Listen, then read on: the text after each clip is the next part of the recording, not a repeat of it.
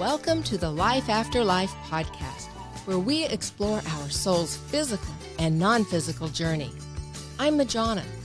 Let's discuss angels, guides, and loved ones from the other side. Hey, Thomas, I have a question for you. What that? What can be more fearful than death? Public speaking? I think that... Hey, it's the number one fear. It is. Google it.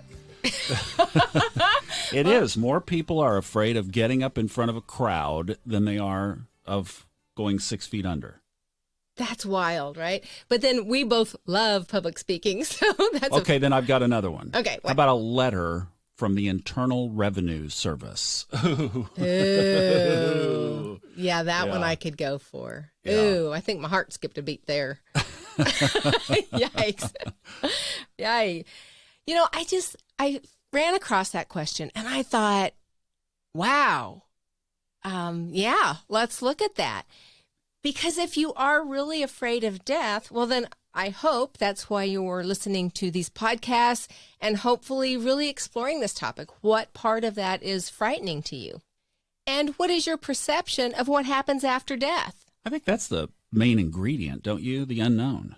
It's just that unknown. You know, at the end of the day, we really don't know. We have a lot of accumulated evidence, but still, you know. We don't have firsthand experience, Yeah. or few of us do. Now, those people that do have firsthand experience, that have had what cracks me up when they're called near-death experiences, I don't think they nearly died. I think it was a done deal. They had death experiences. Oh, many are clinically dead for 45 minutes. Yeah, yeah. So let's just shift that, I don't know, that verbiage bugs me, but none of them that I'm aware of legitimately come back and they're like, oh my gosh, it was the most awful thing ever. It's quite the opposite, in fact. And I get it. You know, this has been my journey since I was 3 years old, that I've had communication with the other side.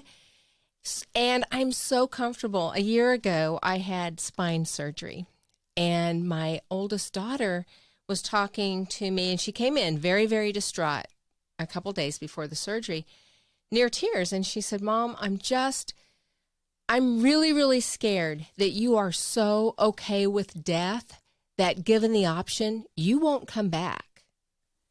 And my inner response was, yeah, you're probably right. That's a scary thought to a mid-20s young daughter who wants her mom at her wedding and for the birth of her first child, and all of those things. That's a scary thought. I get it. Yes. And, so we had a really great conversation, and that's exactly what I said. I said, you're right. I am very okay. In fact, because I think I have a pretty good understanding of how things work, I would not take my own life to hurry up and get there.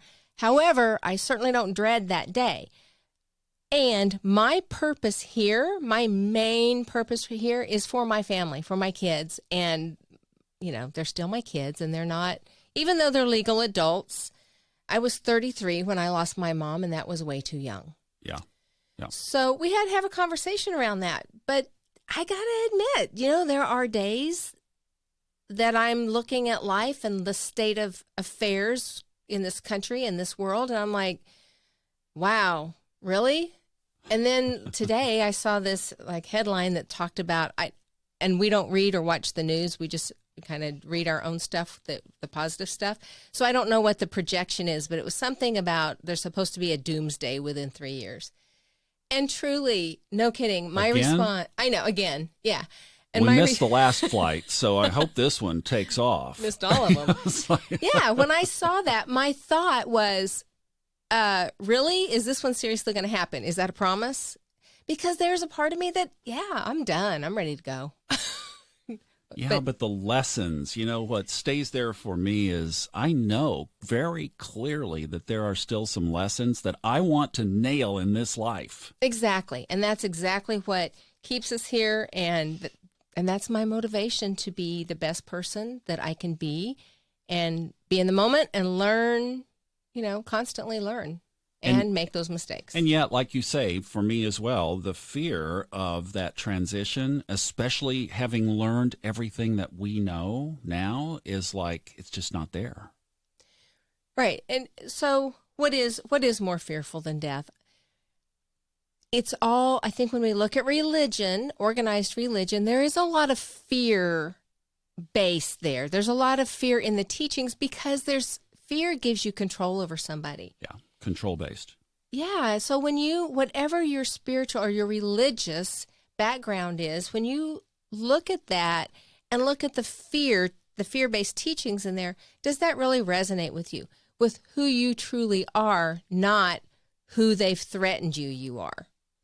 So my number one, I guess if I preach anything, it's follow your inner guidance. You have all the intuition and knowing and love and everything within you.